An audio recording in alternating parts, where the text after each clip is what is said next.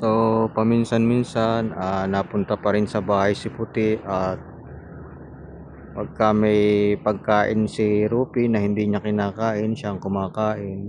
So, akala ko po dati ay stray cat si Puti. Yun pala ay dito siya mismo lumaki sa bahay, kaya pala madalas siya sa bahay.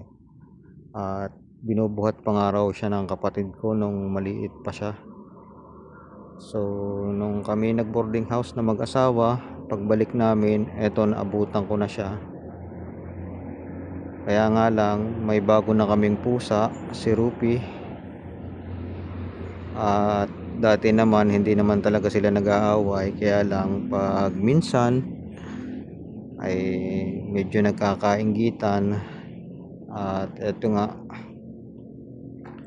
at